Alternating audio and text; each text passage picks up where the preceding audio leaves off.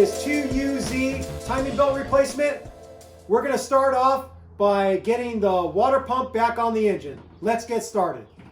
In preparation to get the new water pump on, we are cleaning up the surface of the block.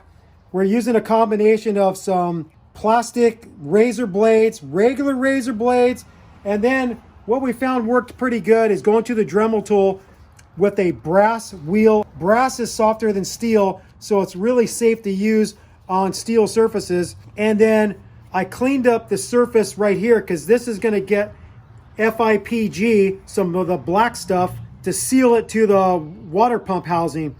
So again, I used this wire wheel and cleaned out all the old RTV out of this groove. The next thing we want to do is we want to get this old O-ring off and replace it with the new one. The water pump kit came with this O-ring. I'm going to get this O-ring off utilizing one of these small pick tools. Just get underneath it. Be careful not to gouge the surface. Then just roll it off. And then I think I'm probably going to Dremel this too a little bit, clean it up, and then put the new one on. We're now going to get this other O-ring. This is the coolant bypass pipe. Just hook it with the pick tool, pull that sucker off. We're going to slip on the new O-ring on the coolant bypass pipe. They say for these O-rings on the water inlet and for the bypass pipe, they use soapy water. We're not going to do that. We're going to actually put a little bit of silicone paste, some Mission Automotive. We've got the surface of the block really clean. This is one of those things you don't want to be in a rush. Make sure you get the surface of the block really clean because you'd hate to get everything put back together and realize the seal for your water pump is leaking. So Tan worked at it. I took a look at it, gave it a little more. We're pretty happy with the result. It's not going to get any cleaner. You slip the gasket over the studs. You've got 3 studs it goes over. And then now we're going to get our new water pump in place. I went ahead and put some silicone lube on the inside here where that O-ring's going, just to have a little bit of extra insurance it's going to slide on with no problem. We have to slide this onto the studs. This stud right here goes in this hole. And then we have the big stud on the far right on the driver's side, goes there.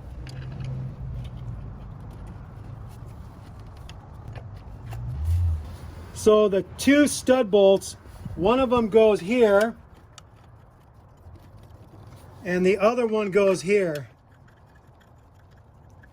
This hole right here was used for something else, but that one is not going to get a bolt right now. The rest of the fasteners is 5 bolts in 1 nut, and all the bolts are the same size, so you can't mix them up.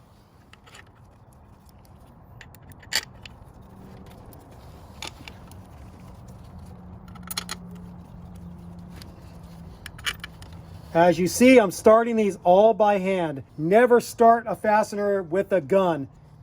Get them all started by hand. Okay, they're all touched down. We've got all the bolts, stud bolts, and nut touched down, hand tight. The torque spec for the bolts is 16 foot-pounds. The torque spec for the stud bolts, the 2 on the top, and also the nut on the bottom right, that's 13 foot-pounds. So what I did is I'm starting off with 13 foot-pounds on my 3/8 torque wrench, and I'm just going to go around a little bit of turn and a crossing pattern, and I'm slowly going to bring them up to the spec.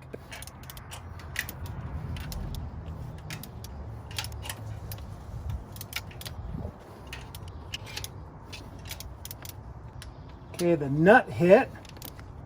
That one hit. That hit. That hit. That hit. That hit.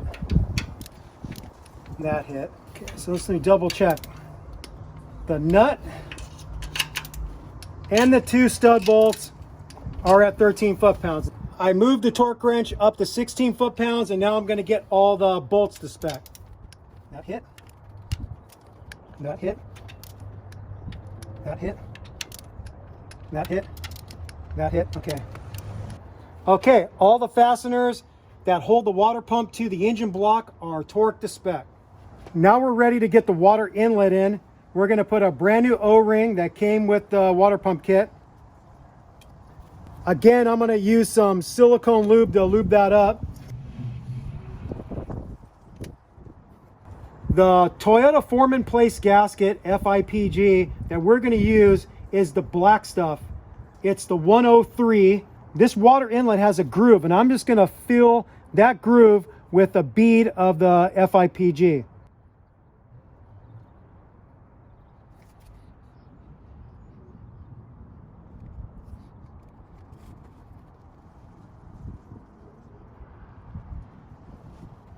Okay, I'm going to slide the water inlet into this pipe. I'm going to put the long bolt right through here. Short bolt over here.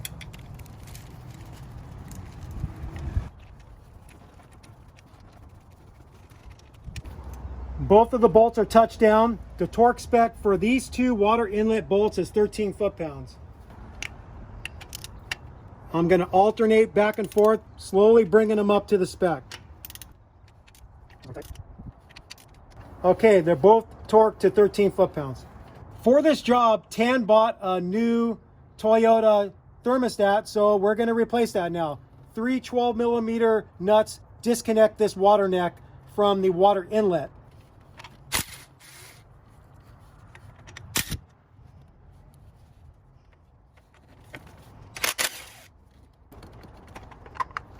Dun, da, da, da. Oh, look at that. That's nice and clean. Pretty clean. Ooh, jiggle valve at the 12 o'clock position on this motor. Were you having any overheating issues? I know on the 5VZ they put this jiggle valve down there, but... Going uphill, I have overheating issues. Really? Long drives. This sucker is kind of stuck in there a little bit. I'm grabbing onto it with a pair of channel locks. There we go. When you replace your thermostat, you should also get a thermostat gasket. This is a gasket on the outside of this, so it pulls off. So you would think the thermostat would come with a new gasket, but it doesn't. You have to buy these separately from Toyota. Don't cheap out and not get the gasket with a new thermostat. Get both of them. We've got a new O-ring on the new thermostat, and we did take note that the jiggle valve on this 2UZ motor is facing up. So we're gonna mimic that. The surface of the water neck and the surface of the inlet pipe both look pretty darn good. No need to really clean them up. We're gonna slide this back on and get our nuts in place.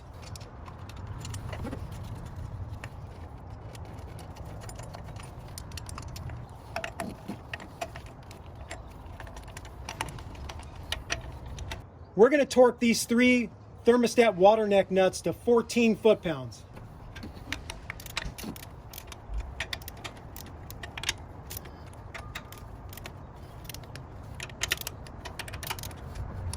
Okay, they're all torqued to spec. We're gonna get the cam position sensor hooked back up. It's got a couple little studs that it fits over, and then the bolt went on the top and the stud bolt went on the bottom. I'm guessing that the torque spec is probably like 70 something inch-pounds. I'm just gonna cinch them up by feel. I'm purposely using a little shorty ratchet so I have less mechanical advantage.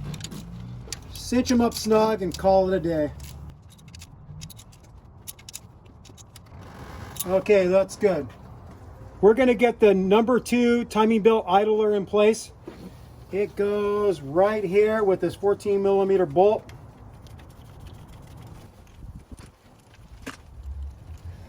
The torque spec for the number 2 timing belt idler is 25 foot-pounds. Okay, 25 foot-pounds. We're now going to put a new number 1 timing belt idler pulley. This is the one that rests up against the timing belt tensioner. This sleeve slides in like so, and then we put a washer on the back. Since this does pivot, I'm going to use a little bit of multi-purpose grease on here.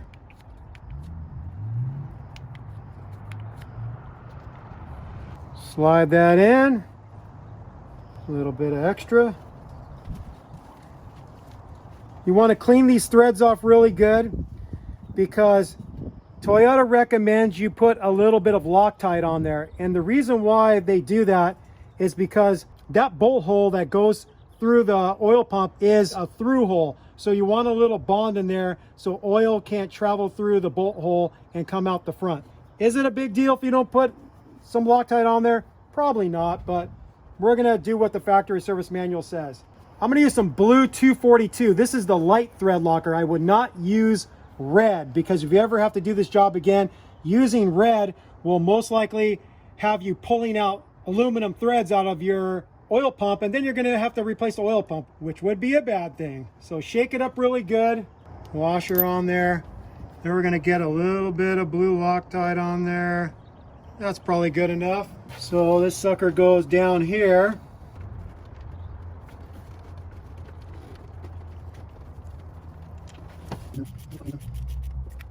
Okay, I've got it cinched up.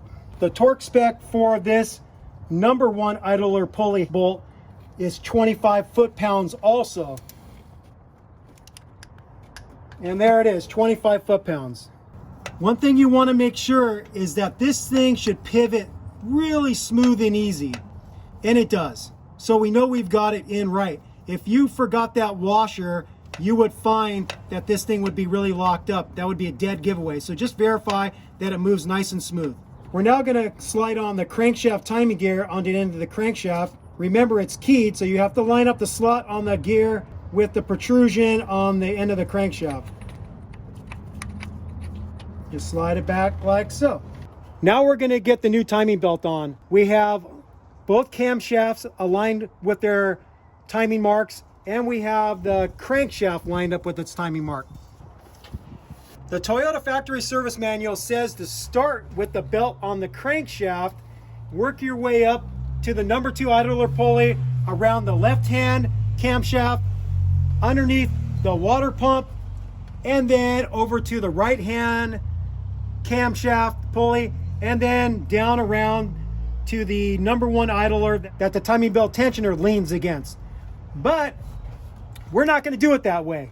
We're going to do it the way we did the 5VZ motor.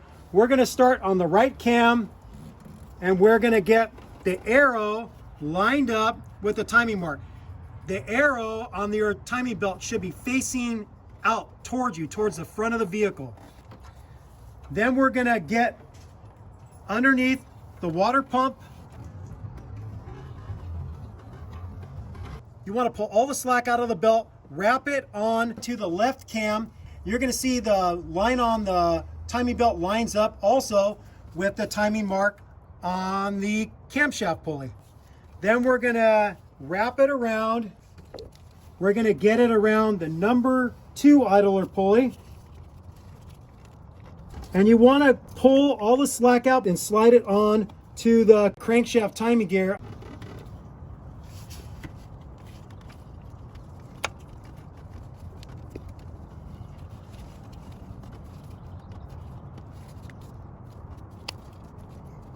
Okay, there's no slack there. There's no slack there. Just a little bit of slack there, but that's fine because we verified the cams are good with the marks on the belt. Now what we're going to do is we're going to get the timing belt tensioner bolted up, but we're not going to pull the pin yet. We're just going to get it tight to the housing. Here's the new tensioner. You'll notice that it's got the pin installed, and then we're going to reuse the old hardware, the two 12mm bolts. I'm going to use a wobble extension, which allows for a little bit of articulation at the socket. Go underneath and get these bolts in.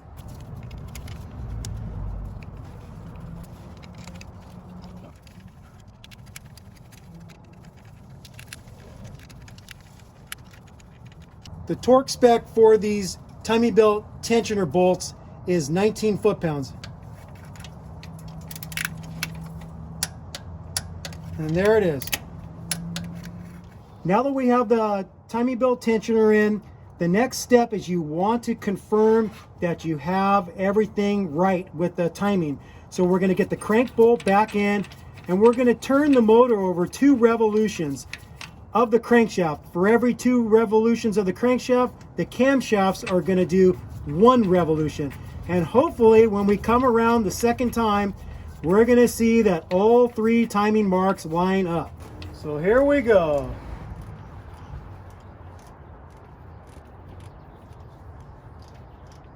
Okay, that's 1 time around with the crankshaft. We got to do 1 more. So now our timing marks on our camshaft should be pointing straight down at the 6 o'clock position.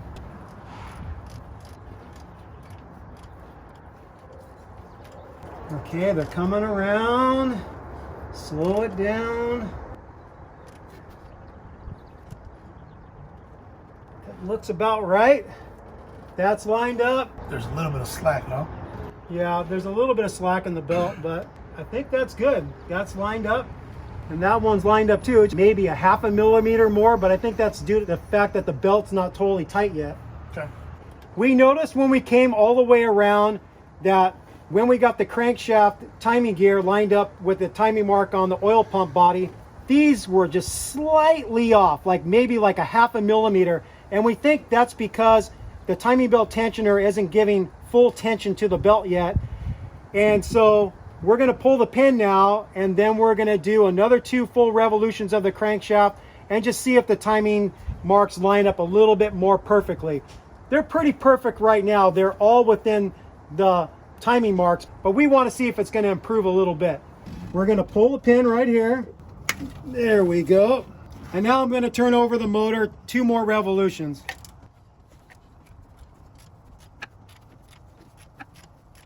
Okay, that's 1 revolution. Okay, it's coming around.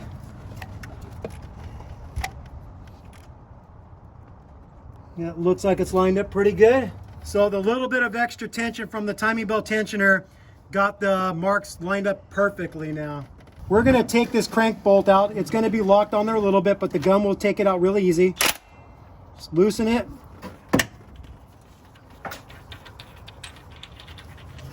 We're going to reinstall the crankshaft position sensor plate.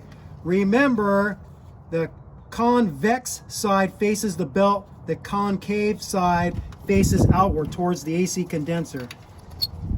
Slide that sucker on there. Where's that key? There we go. We're going to get the #1 timing cover back on. It slides on with the timing marks facing up towards you and this protrusion going towards the center. Like so.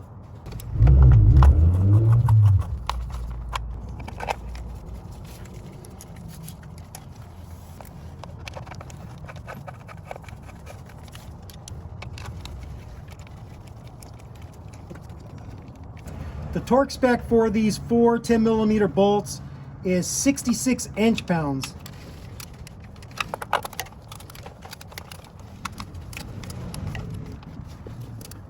Okay, they're all torqued to 66 inch-pounds. One piece that attaches to the lower timing cover, the #1 timing cover, is this piece right here. It goes on the driver's side of that cover. His timing belt kit that came from Rock Auto comes with this little rubber piece, and it goes on right here like this. And it helps make a seal with the engine. So it goes on in this fashion.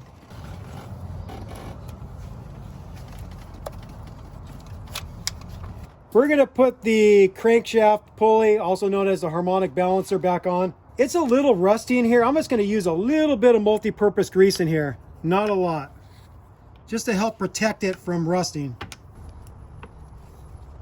Okay, so we know the notch on the crankshaft is pointing a little bit to the right, like about 1 o'clock. We'll line that up. And then also, this timing mark should line up with the 0 because we still are at top dead center. So let's see, maybe a little bit more to the right, huh? There it is. And see how that lines up with the 0? Yeah, that's what I'm talking about. Okay. Nice. So we have to get our new crank bolt. We don't reuse crank bolts because Toyota isn't into that.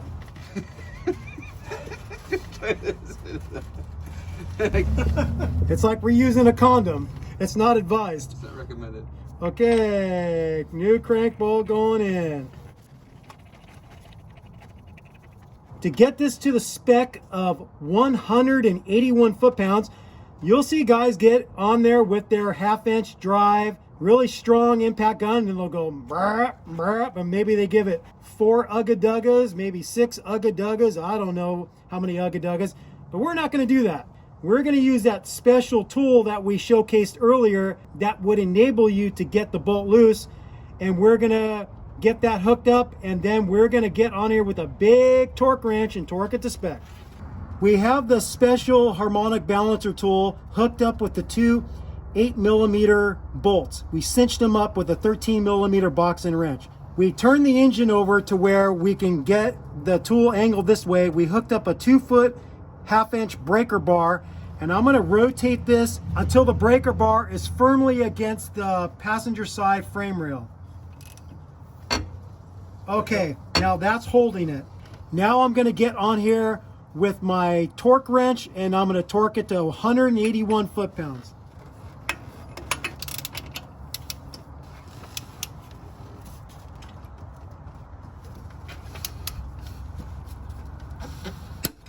There it is, 181 foot-pounds. I'm going to check one more time. There it is. Nice. We're next going to get the fan bracket sub-assembly attached to the motor. Tan got a new one. It's a pretty smart move because the bearings can go bad on these, and then it can leave you in a bad situation, especially if you're out in BFE. So it's optional. If the bearing feels good, you can reuse it if you want. And we're going to slide it over these studs. So this far stud goes into this one right here, and then this little stud goes over this hole right here, and then it just goes back like that. It's held on by 4 fasteners. This one right here doubles as a connection for the oil cooler pipe, so we're not going to be putting that one on just yet. So this 12mm bolt goes in right here. The 14mm bolt goes on the bottom, and the 14mm nut goes on the far right. We don't have the wiring harness on the wrong side, hopefully. It looks like it's good. We're going to tighten these up. The torque spec for the 12mm head bolt and this nut is going to be 12 foot-pounds. So I'm going to torque this bolt to 12 foot-pounds. Before I get that to the spec, I'm going to cinch these up just a little bit more. Okay, that's cinched up pretty good. Okay, and that's cinched up pretty good. Okay, that's at 12 foot-pounds. And now we're going to torque the 14mm nut and 14mm bolt to 24 foot-pounds.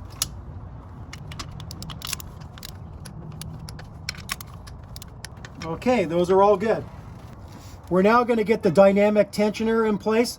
This big mamma jamma hole goes over that big mamma jamma stud. She's a bad mamma jamma. So 3 studs it's got to go over. A big one here, 2 small ones up top. Slide that sucker back. You got 2 12mm nuts you got to get started.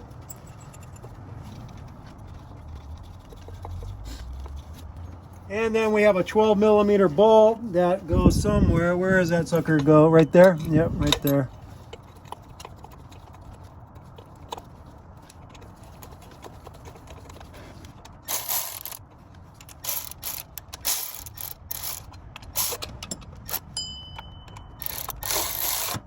The torque spec for these dynamic tensioner bolts and nuts is 11 foot-pounds.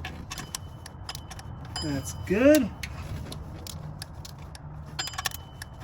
Okay, they're all torqued to spec. We're now going to get the number 2 timing belt cover sub-assembly. This little sucker. This cover has a little hook on it, and that's on the right-hand side. So you have to hook it in to this side first, right in here, and then you could get it in place.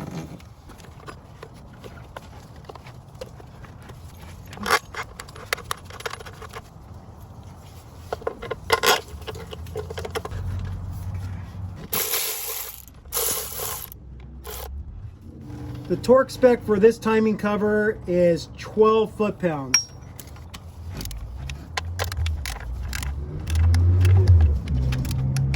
Okay, they're both torque to spec. We're going to get this number 3 timing cover back in position. We've got our camshaft position sensor routed behind this wiring harness. We're going to slide that sucker through. We got to get our grommet, and remember it's got the split, so we're going to get it around there. We're going to push it in there. Okay, that's there. So we'll pull a little bit of slack on that. Pull a little more. Get this behind there.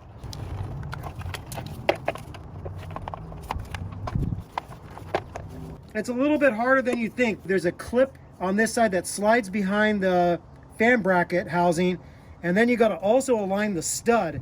So little bolt right here. Okay, it started. Another little bolt right here. What else do we got? One down there. Yep.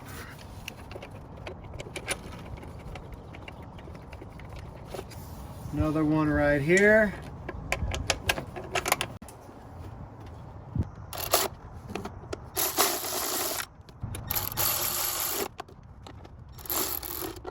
We're going to torque these number 3 timing cover bolts to 66 inch-pounds.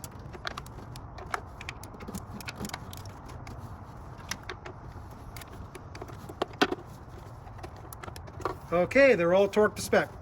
Now that we have the number 3 timing cover on, we're going to connect up the electrical connection. So we're going to make this connection to the throttle body.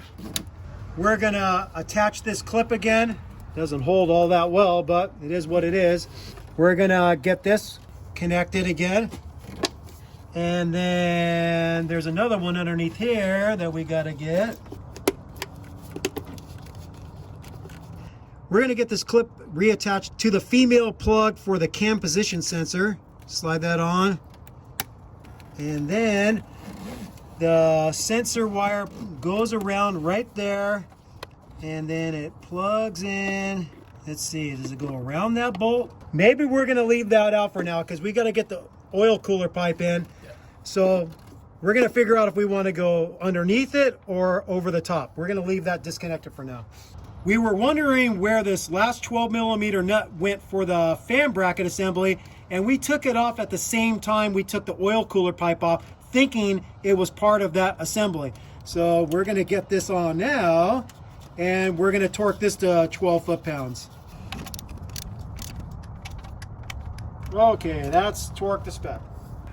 We're going to get the oil cooler back connected, and how are we going to do that? Let's go for the top connection first. Okay, we have to bring this female plug for the cam position sensor over because if it goes behind it, it's going to get captured. So now we know. Okay, so we're going to get the little nut started there. It's an acorn style one. And then we have the bottom connection, so we're going to have to slide this on too. We're going to have to remove our plug. A little coolant's going to come out. Okay. We'll get this 10mm bolt started. The torque value for the nut and the bolt for the oil cooler pipe is 66 inch-pounds. Okay, and then the bolt down here. Okay, that one's the spec. We're going to use our bent nose needle nose pliers and get the constant tension clamp back in place. We're going to do the next person a favor. Maybe it's going to be 10. Get it pointed in a direction where it's easy to get to with the needle nose pliers. We're going to get this one connected to. Again, choosing a direction where it's going to be easy to get on there again. Now we're going to get our cam position sensor female plug plugged into the timing cover. We're going to make the connection. That's connected. We're going to get this number 2 timing cover on. So this hole right here goes over this stud bolt.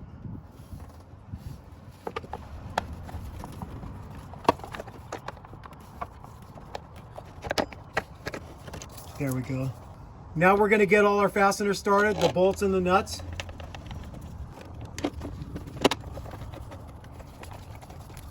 Acorn nut here.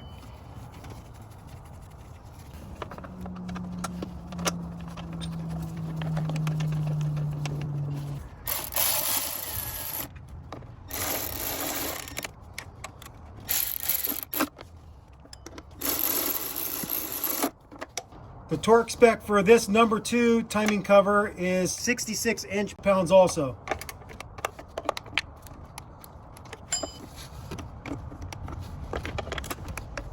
Okay, they're all torqued to spec. We're gonna get this number 2 idler pulley sub-assembly reattached. Tan got one with his kit, but it didn't really match up very well, so we're gonna put the old one on.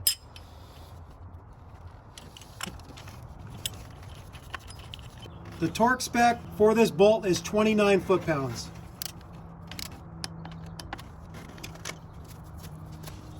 It's still got some life left to it. We're gonna get the AC compressor reconnected. I have to lift this clamp and hook it over here, and it's gonna hold it for me. Wait a minute. Like that, there it is. We'll get this bolt started first.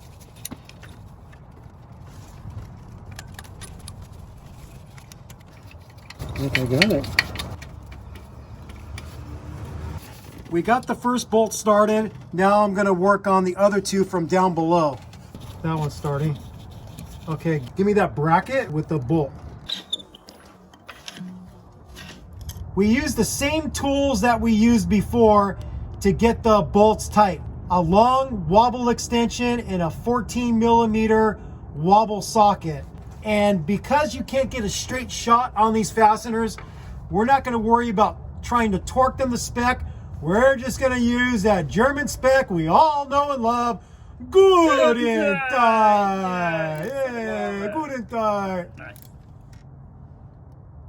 Okay, that's good. Okay, that's good. Get the nut. Oh, that one's good.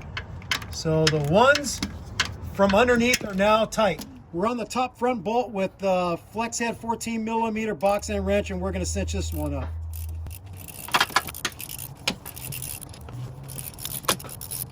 Jesus Christ, taking forever. There it goes. And that's also good and tight. We're going to reconnect the electrical connection to the AC compressor. We undid a couple fasteners that hold this wiring harness to the driver's side frame rail. We're going to get those reconnected. Okay, we've got the two 12mm bolts we loosened to get this wiring harness free. Right there and there. And then there was another 10mm bolt that holds this clamp to the driver's side. We loosened that one too, so they're all back connected. Next, we're going to get the alternator reconnected. We're going to start by getting the electrical connections connected. We're going to start with this bracket connection right here.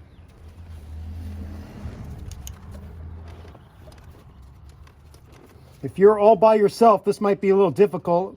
I have the luxury of having Tan helping me get this connected. That's a 10mm bolt for the bracket, and he's going to cinch it up with a socket.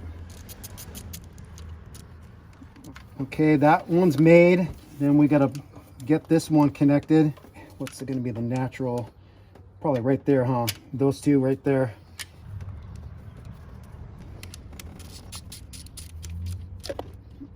That's tight. We got the plastic cover that goes over that connection. Okay, that's snapped in place. Gonna get this connection made. That's snapped in place. Now we can rotate this up and get it in. We got to get behind this AC line. Tan's pulling the power steering pump out of my way a little bit. There we go. There it is. Let's see, because it's on this stud right here, but something's hanging up from behind. Oh, there it goes. So we've got it slid over the two studs. So when you're getting this in place, having somebody help you pull the power steering pump a little bit out of your way, you go over the top of this AC line and then you get the alternator slid over the two studs, the smaller stud that has a 12 millimeter nut, and then the bigger stud that has a 14 millimeter nut. I'm gonna get those nuts started.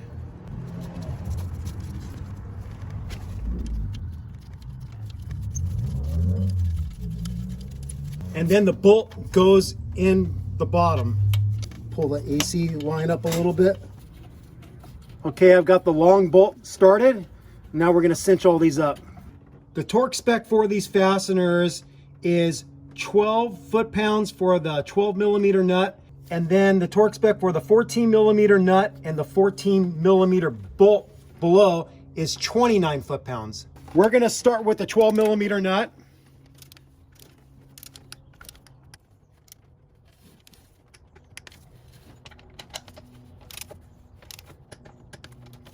Okay, all the fasteners for the alternator are torqued to spec.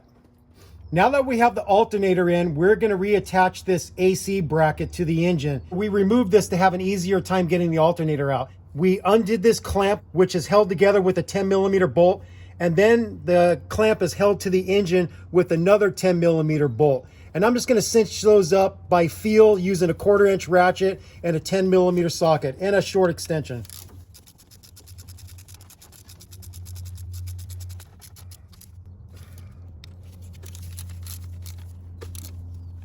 Okay, those are both good and tight. Next, we're going to get the power steering pump reconnected. We have to pull back a little bit on this AC line. There we go. When you're getting this power steering pump back in, this high pressure hard line is jamming up against here. It might fight you a little bit getting over the stud, but if you pull back hard enough, you can get it slid over the studs. Now we're going to get our bolts and nuts started. I'm going to get a bolt slid in right here. These are both the same length. And then there's another bolt on the bottom. And then the nut goes right up top here. The torque spec for the 14 millimeter nut and the two 14 millimeter bolts is 32 foot-pounds. I'm just going to bring them up a little bit equally first before I get any of them to the spec. Okay, the nut on the top hit,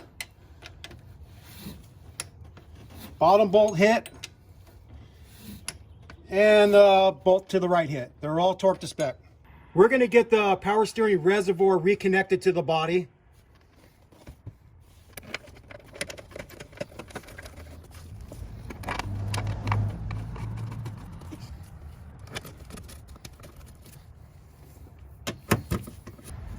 We're just going to tighten these up by feel, no torque value for that. We're going to use that German spec, good and tight, good and tight, good and tight. Since we're right here, we're going to reconnect this vacuum line to the power steering pump. Just slide it over, easy little clamp, and get it in place. The next step is we're going to get the V-belt installed. This is out of order of what the factory service manual suggests. They suggest you get your fan shroud and your fan clutch in place, and then you get the belt. But I learned this from another video. With the fan shroud and the fan clutch out of the way, it's much easier to route this V-belt.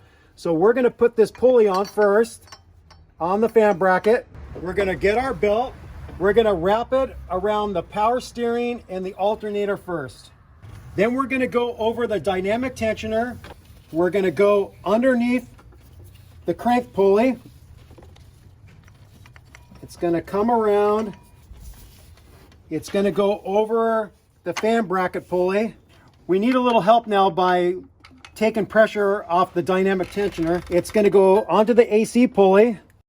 I got it slid around the AC pulley, and then I'm going to go up to this idler pulley and take a look and make sure everything's correct. The one little thing you got to know is that this pulley is not affixed yet, so it's going to want to jut out. So I'm holding pressure on this and then slowly letting the belt tension it, and it's still going to kick out a little bit, but there's enough studs showing for us to be able to get that fan clutch started on it. So this is the proper routing for this V-belt. For this job, Tan got a new radiator. One thing that the new radiator doesn't come with is the support bushings and sleeves. So we have to harvest these from the old radiator.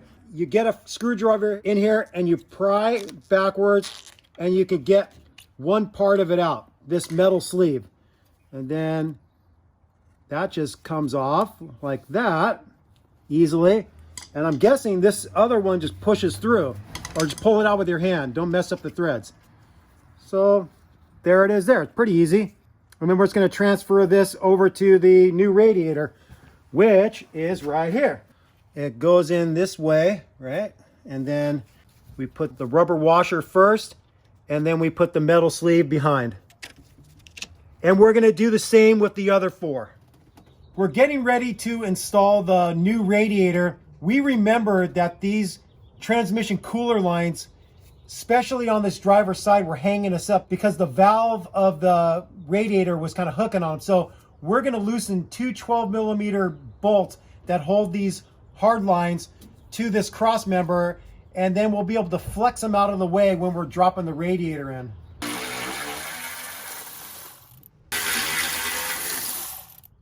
Oh yeah, that's what I'm talking about. All right, we're gonna drop the radiator in. How do you like my hair? It's pretty nice, huh? Okay. And now, hold that other side, Tim. I'm gonna manipulate these things to get them out of my way a little bit. Come on, get out of the way. Okay. There we go. Now it can go down easier. It's hooked on that. Okay. Where's the radiator bolts? I got the radiator. Okay, hold it back against there. Okay, I got that one started. Let's get another one started on the top. Okay, we got both top ones started. And then now we have to go through the bumper again and get those other ones started. To get those bottom ones started, got a really long extension to a swivel, and I put tape over the end of the 12mm socket, and that's gonna help hold the bolt in there while we slide it through the bumper and that cross member. So now it won't drop out on me.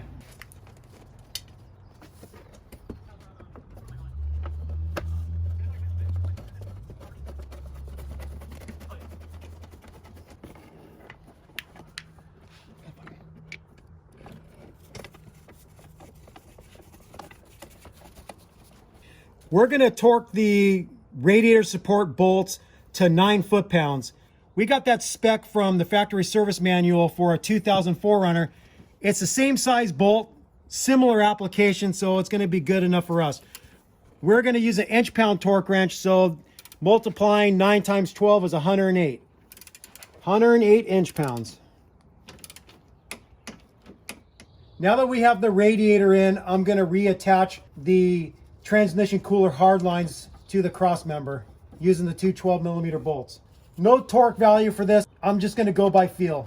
We're now going to get the lower radiator hose attached to the radiator.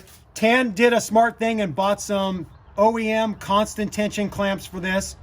The clamps come expanded for you so you could easily slide them on.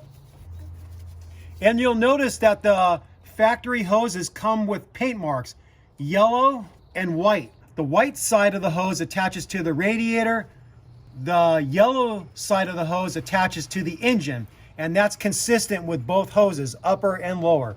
One thing that I'm going to do to make this a little easier is I'm going to get a little bit of coolant on the inside of this hose, and I'm going to put a little bit on the male fitting on the radiator, and this will allow you to slide it in place, because as soon as you start sliding it in, it's going to really want to stick onto the fitting, and it's going to be hard for you to adjust it to the proper angle. So I'm just going to dip my finger into some coolant here.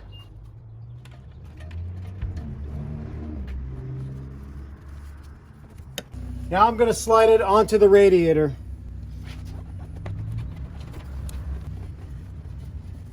I'm going to do the same thing on this side, just lubricate it a little bit. Compress the clamp and unhook it to where it's going to spring out. At least I think. There it goes. Okay, I'm happy with that. Then we got to do the same with the bottom one. We're going to get this coolant line that attaches to the throttle body reconnected to the oil cooler pipe. We have to pull our vacuum cap off. Slide that sucker on. and get the constant tension clamp in place. There it is. Next, we're going to get the fan shroud and the fan clutch installed as one unit. We have to go in together. So, gotta drop this in.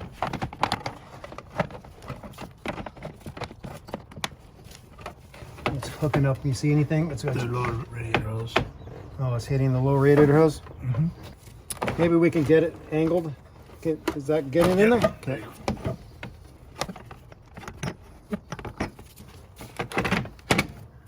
I'm going to get one of the nuts started for the fan clutch so it holds it in place.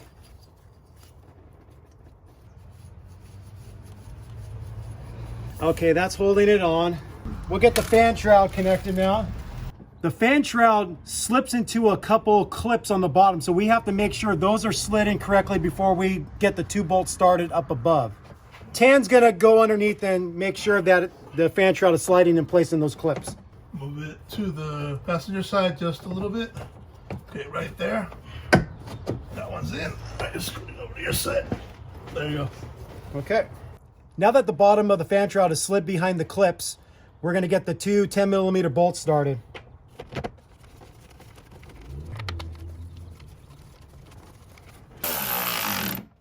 I could pretty much guess that the torque spec for something like this is probably going to be like 66 inch-pounds. I'm just going to go by feel. Now that we have the fan shroud connected, we're going to work on getting all the 12mm nuts that attach the fan clutch to the fan pulley. Tan is underneath on the crank bolt with a 22mm socket. He's going to turn the motor over till I tell him to stop. I'm basically going to want to get each stud at the 12 o'clock position so I could get in there with 2 fingers and get the nuts started. And he's going to be turning the motor clockwise. So go ahead and turn it. Okay, stop right there. Okay, that one started. Go ahead and turn the motor.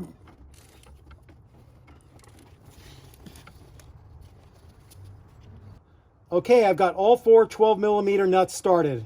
I'm going to keep Tan down there so he can help me still by rotating the engine. I'm going to get onto these 12mm nuts with a long box end wrench. I'm going to get them all touched down first. Okay, rotate the engine. I'm using the same technique that I used to get the nuts loose. I'm jamming a small pry bar in between 2 of the nuts, and I'm tightening the one at the 12 o'clock position. And I'm just going by feel. No torque value. I guess if you got in there with a crow's foot on a torque wrench, you could probably torque them to spec, but I'm just going by feel. We're now reconnecting the transmission cooler lines. The cooler lines attach to the fan shroud with the plastic clip. The cooler line that attaches to the upper fitting uses the top clip, and then the cooler line that attaches to the lower fitting uses the bottom clip, and you just snap them in place. So first, we're going to get the hoses attached to the fittings, and then we're going to lock the clamps in place. Now that the hoses are attached to the fittings, I'm going to attach the clips to the hose.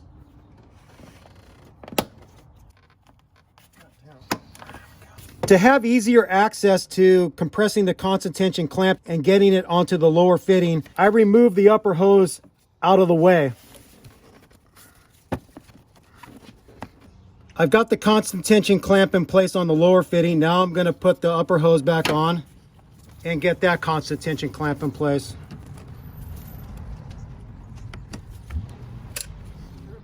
We're now going to get the upper radiator hose in place, slide a constant tension clamp on. The white goes towards the radiator. I did lubricate the hose and the fitting with a little bit of coolant. Get the other constant tension clamp on there and connect it up to this water neck.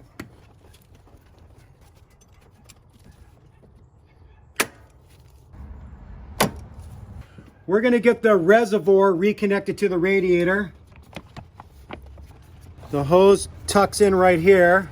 I'm going to slide this over the nipple here. And then we've got 3 little bolts that are going to attach it.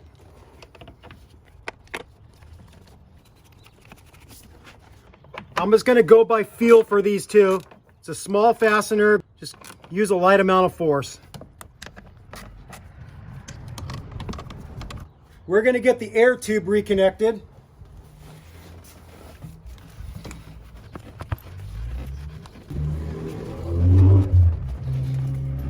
We're going to tighten up the clamps that attach the air tube to the throttle body into the air box.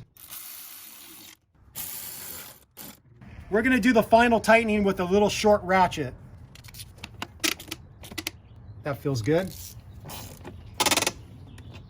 We have a hose right here we have to attach to the air box. Just an easy compressible clamp with your hand. We have a vacuum tube right here that we have to connect. This goes to the power steering. Gonna hook this up. This one also has a really easy compressible clamp you can do with your hand.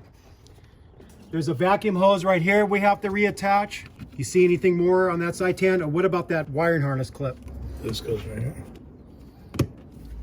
It appears we have everything back on the engine. Now we're gonna fill up the cooling system. This 2008 GX470 takes the pink coolant that comes pre-mixed by Toyota. To help us with the cooling system filling and burping, we're going to use a Lyle spill-free funnel. It comes with a lot of different size fittings and different size radiator caps. So you pick the fitting that fits into the diameter of the top of the radiator, and then you get the cap on and you lock it in place. And then you get your spill-free funnel attached and you start filling your cooling system.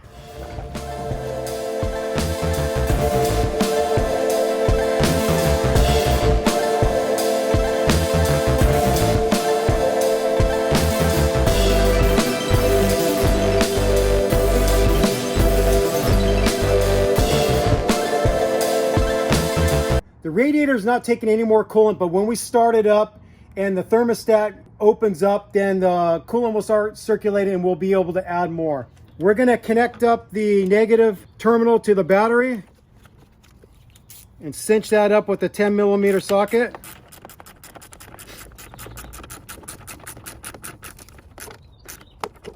Put this cap back on.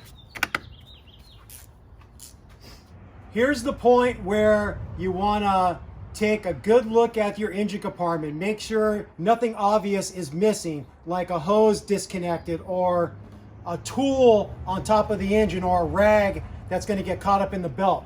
Take a good visual look of everything.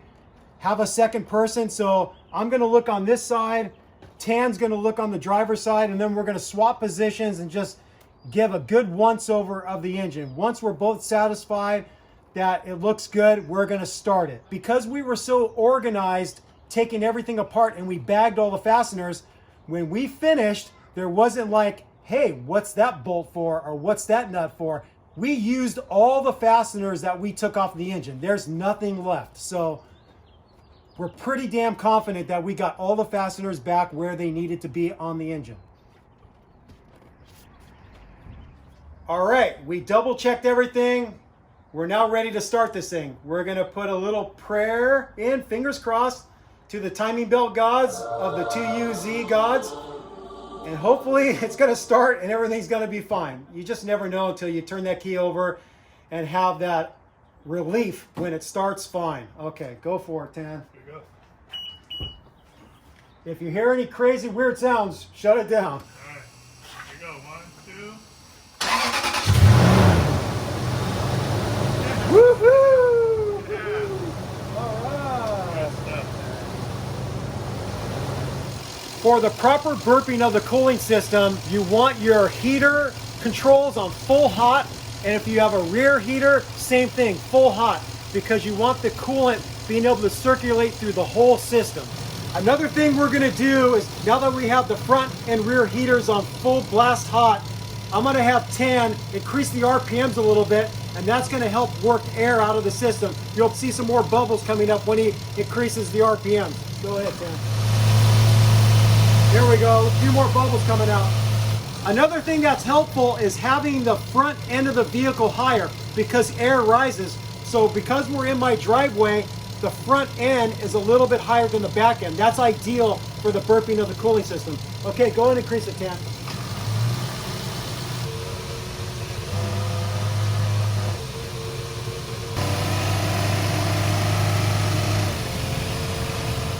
As you can see, the level in the Lyle spill-free funnel dropped quite a bit because that was air working its way out of the cooling system.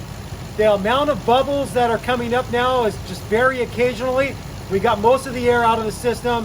Now we're going to shut it down and we're going to transfer what's left in here to the reservoir. With this Lyle spill-free funnel, what you want to do is you want to squeeze the upper radiator hose to basically push some of the coolant into here. Once you disconnect this, you're going to have less of a chance of spilling any. So I'm going to squeeze this, plug it, and then now I'm going to work this out. And you see how none spilled out. And I'm going to transfer this over to the reservoir. And it's still not all the way full, so now we're going to pour a little bit more of the 50-50 mix and bring it up to the full line.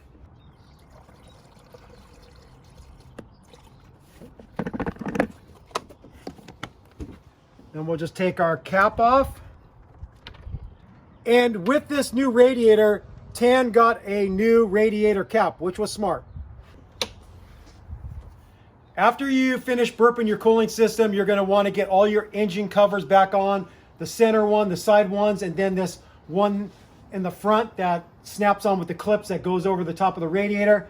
And then get your skid plates back on. All right, we are all done with this job. It was a success. Yeah!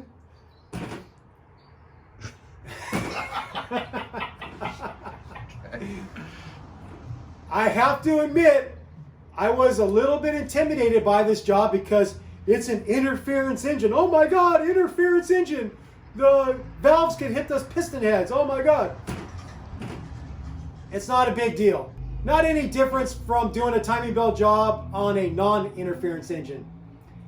As you witnessed, we did everything we were supposed to do by getting it to top dead center, backed off, everything 50 degrees. And when we started to remove the belt, guess what happened? The freaking camshafts jumped on us. Was it a big deal? No, it wasn't a big deal. If the camshafts jump a little bit on you, it's not like panic time. The big thing with the interference engine is when the timing belt breaks while you're driving or while the engine's moving, because that engine is turning at thousands of revolutions per minute. So when the timing belt breaks and it's turning at thousands of revolutions per minute, when the valve strikes the head of the piston, of course, bad things are going to happen. But when you're working on it with the engine off and the camshaft happens to spring and jump a little bit on you, are bad things going to happen? Not really. There's not enough momentum to cause any damage to the valve. That's at least our opinion. And that's what we found out. Both camshafts jumped a little bit. We just turned them back to top dead center, got the belt on properly, and we were good, as you saw. When doing a job like this, it's really nice to have an extra set of hands. It's going to make it much easier for you. I can't reiterate enough that you really want to be organized. When we were doing this job, we put out a big table. As we took fasteners off, we wrote on the bag what the fasteners were for. We laid it on the table, and then we put the component next to it. And we did that in successive order. So when we were ready to put the engine back together, we just started on one end and worked our way down bag by bag by bag of fasteners and put the engine back together. If you try to do this job and you're not organized like that, you're gonna mix up fasteners because there's a whole lot of stuff coming off this engine. So do yourself the favor and take the time to be really organized by bagging your fasteners so there's no doubt what fasteners go where. With all that said, we thank you for watching Toyota Time with Timmy the Toolman and Sean and special guest Tan. Thank you for watching. Thank you for subscribing. If you have any questions or comments, do that below. Take care. Bye-bye. Sick mods and sick 2UZ timing belt replacements. Peace out and bye-bye. Where's my beer? Oh, Get the beer. We'll get you one. Thanks for my beer, Beer, bro. man. What do you want? What do you want? All right, boys, we did it. Cheers.